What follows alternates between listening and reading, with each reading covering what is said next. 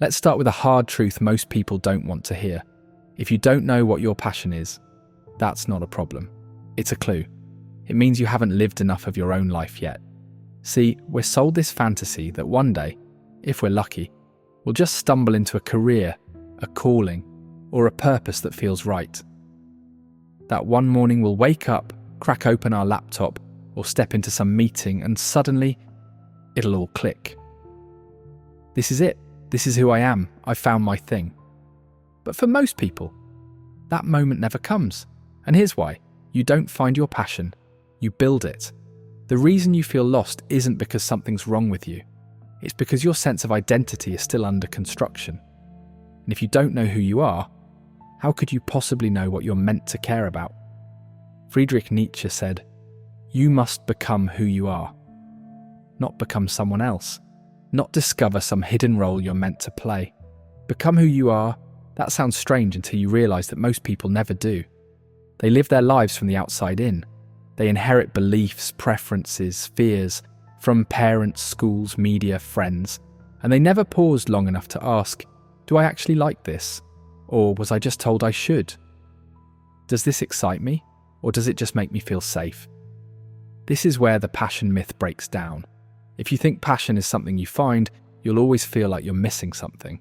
You'll keep waiting for a feeling, for lightning, for someone to tell you what you're meant to do. But nobody can give you that. Not your boss, not your parents, not a podcast, or a personality test. Because passion isn't something handed to you. It's something you create through lived experience. Think about it like this. Imagine you've never eaten food before. You've been hooked up to an IV your whole life, getting everything you need to survive, but you've never tasted anything. Now someone drops you into a massive buffet with hundreds of dishes from around the world and says, pick your favourite food. Right now, no sampling. Just choose. Sounds ridiculous, right? That's what most people are doing when they ask, what's my passion? They want a final answer without any of the tasting. What's really going on underneath the question, what's my passion? It's this. I want to feel deeply alive doing something that matters, but I'm afraid of wasting time, afraid of choosing wrong, afraid that I missed my shot. So we freeze, we wait for a sign. But life doesn't give signs, it gives experiences. And most people never get enough of them. We don't try new things. We don't switch environments. We stay stuck in what's familiar, not because it's fulfilling, but because it's predictable. This is the paradox. The people who seem to have the most clarity didn't start with clarity. They started with curiosity. They tried things, failed, got bored, changed paths, and over time they collected data about themselves, not just surface-level preferences, but visceral, embodied truths like, I hate being micromanaged. I feel alive when I'm building something from scratch. I love solving complex emotional problems. I get bored when I'm not leading. These aren't answers that come from a quiz. They come from exposure, from putting yourself in situations that stretch you and seeing what happens. Nietzsche didn't believe in finding yourself like some fixed destination. He believed in becoming. He saw life as a creative project, and you are the artist. So the real question isn't, what's my passion? It's, what kind of life am I willing to experiment with to figure out who I could become? Because that's where passion lives. Not in certainty, but in motion. And if you're still waiting for a sign to start, this is it.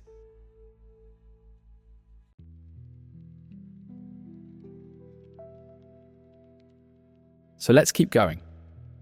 You now understand that passion isn't some hidden gem buried in your soul, waiting to be uncovered.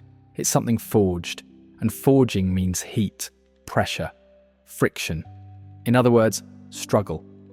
Most people never build a life of passion because they don't want to get their hands dirty. They want clarity before action, certainty before commitment. They want the perfect plan before they've ever stepped into the ring. But Nietzsche saw this tendency as weakness. He wrote, "Only great pain is the ultimate liberator of the spirit." That's not romantic, it's not fun, but it's true. Pain, confusion, failure, these are the chisel and hammer of becoming. They break off what is false and they reveal what is real. Let's be brutally honest here. Right now, you're probably not living from your most authentic self. None of us are. Not fully. You've been shaped by systems. School trained you to follow directions, not ask questions. Culture taught you to chase status, not purpose. Your parents passed on fears they never resolved. Your peers reward comfort, not courage. So when you say, I don't know what I want, it's not because you're broken. It's because you've been conditioned to forget. And here's the kicker. Passion only emerges after you've started peeling those layers back. That's why people say they find themselves after heartbreak, after quitting a job, after traveling alone. Why? Because they suffered. And suffering, when faced directly, shakes loose the false parts.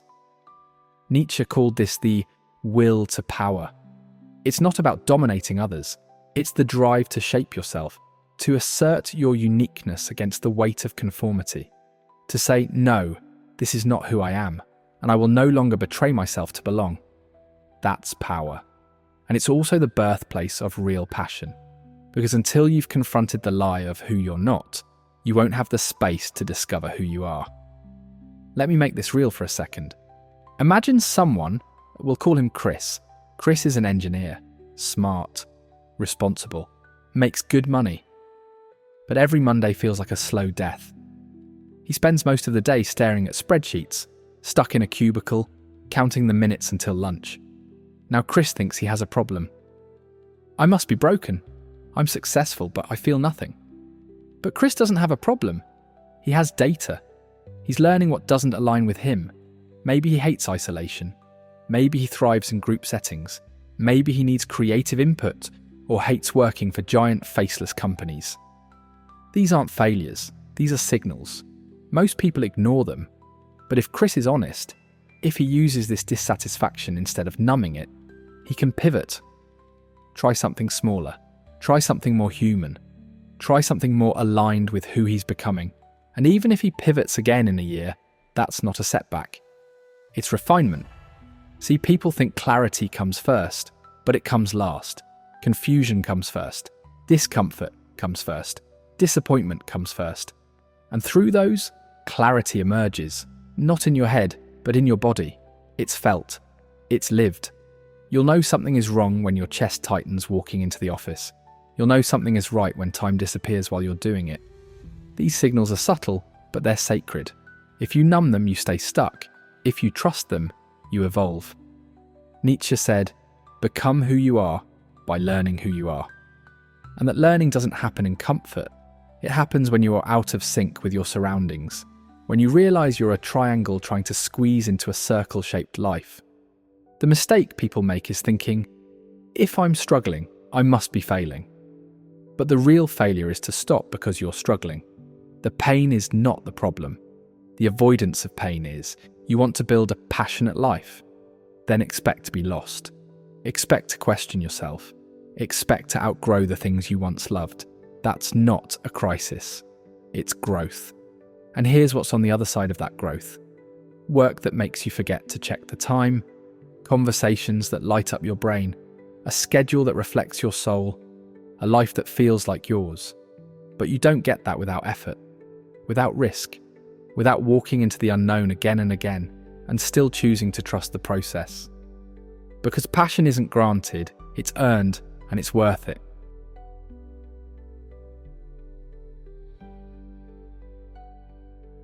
So let's ground this in something practical. You're no longer sitting around waiting for a lightning bolt to strike and give you your passion. You get it now. This isn't about finding a hidden treasure. It's about crafting a life that helps reveal who you are. But how? The answer is simple. Not easy, but simple. You experiment. Let's go back to that buffet analogy for a moment. If you've never tasted anything before, how would you know your favourite dish? You wouldn't. You'd have to try things. Taste a little seafood. Hate it? Good. That's information. Try a salad. Try a steak. Try a strange dessert. Eventually something clicks, and life works the same way. You want to find what lights you up. You've got to get out there and start tasting life. Different environments, different people, different challenges, different ways of thinking. Here's how you start. 1. Test the waters without burning the boat. You don't have to quit your job. sell your belongings and move to Bali to start experimenting. Start small. If you're curious about teaching, volunteer to mentor. If you're drawn to writing, start a blog, even if no one reads it. If you feel stuck in a corporate role, freelance on the side, take weekend workshops, shadow a friend in another industry. Don't wait for certainty. Create surface area for serendipity. Nietzsche had a phrase for this mindset: amor fati. Love your fate. Love everything that happens to you, not because it's perfect, but because every experience can teach you something. That job you hate, it taught you what you won't tolerate. That relationship that failed, it showed you how not to abandon yourself. Every test is a mirror. It reflects something back.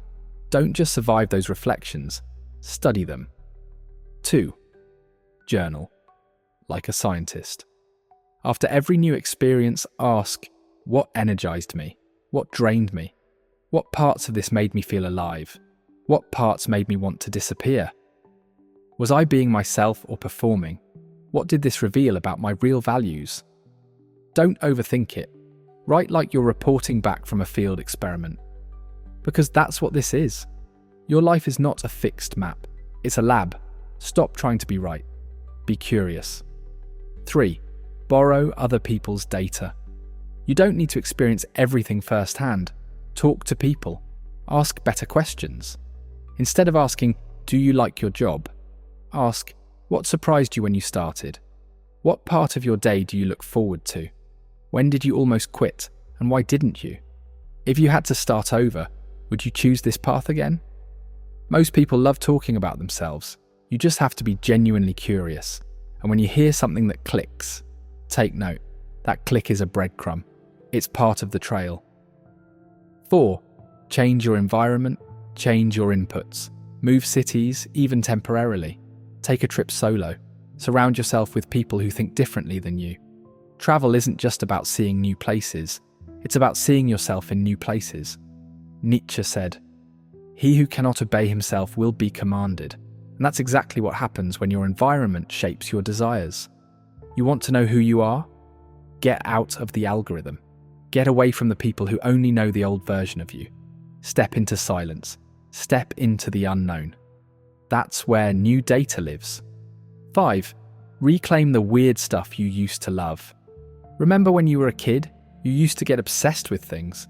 Maybe it was drawing, or taking things apart, or filming pretend movies with your phone, or writing stories in the Notes app, or making up games, or pretending to be someone else. You weren't doing it to monetize, or to optimize. You did it because it felt like home. Go back. Sometimes the things you dropped weren't a phase, they were a signal. You just stopped listening. 6. Normalize pivoting. If you test something and it doesn't work, good, move. Don't get stuck in shame. Don't let sunk cost freeze you. You are not supposed to be the same person forever. You're supposed to evolve. Nietzsche believed that becoming oneself was a lifelong project, that we must constantly shed our skin, kill off the parts that no longer serve us. So pivot, refine. Let the wrong path teach you the right direction. And remember, the people who seem like they were born for this, they weren't. They just stuck with the exploration longer than most. And finally, 7. Don't wait for permission.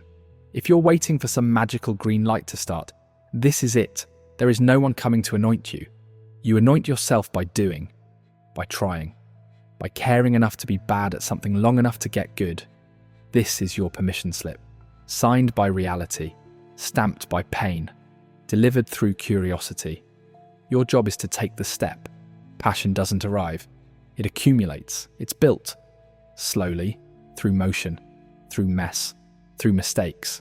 And one day, without realizing it, you'll look back and say, I think I found it.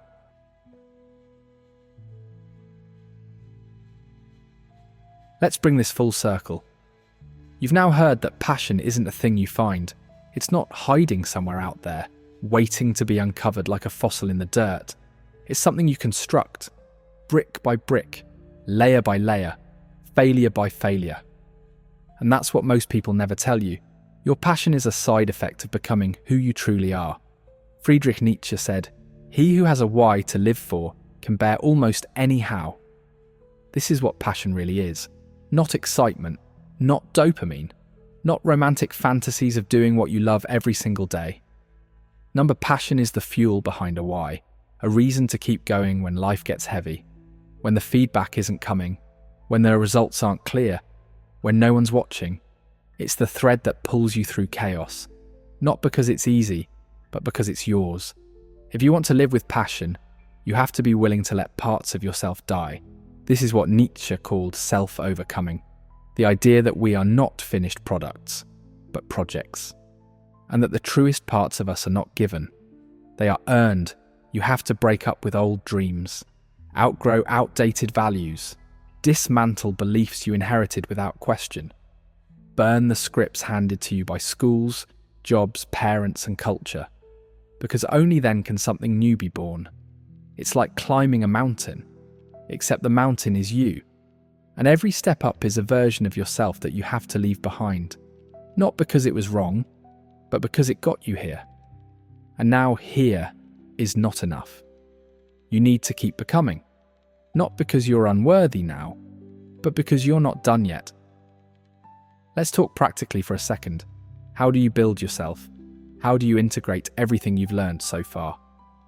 You slow down, you get quiet, you listen. This is what most people skip. They bounce from job to job, person to person, place to place, but they never pause to digest. And passion without integration is chaos. It's just chasing novelty. So carve out space. Unplug. Journal. Sit alone for an hour. No distractions, no productivity. Just you. Let the silence surface the truth you've been too busy to hear. Ask, what parts of my life are heavy with shoulds? What choices am I making just to be liked or approved of? What do I keep returning to? Over and over, even when no one's asking. What do I do when I feel the most me?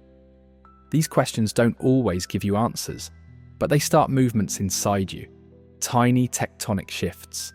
And one day you wake up and realize you're not the same person anymore, and you like who you're becoming. It's important to remember this. Passion often starts in disguise. It hides in side hobbies. In obsessions you feel awkward admitting. In the things you loved as a kid, but abandoned to grow up. In the things you do on weekends without thinking. In the things you keep Googling at 2 a.m. You don't need a business plan. You don't need a 5-year roadmap. You just need to honor what pulls at you. That's the compass. And here's a paradox that's hard to accept. You don't get to know how it all fits together until after you walk the path. Steve Jobs called it connecting the dots. Nietzsche called it the eternal return, the idea that you must live in a way you'd be willing to repeat forever. But it only becomes clear in reverse, which means you have to trust the becoming. You have to trust that even your mistakes are useful. Even the confusion is necessary. Even the detours are part of the trail. So if you've made it this far, let me leave you with this. Stop asking, what's my passion? Start asking, what kind of person am I willing to become to live a life that lights me up? Because passion is not about certainty. It's about alignment. It's not the goal, it's the reward. And it doesn't happen to you. It happens through you. The people who live with real passion aren't lucky. They're intentional. They gave themselves permission to evolve, to explore, to fail, to rebuild, to step into the unknown without guarantees.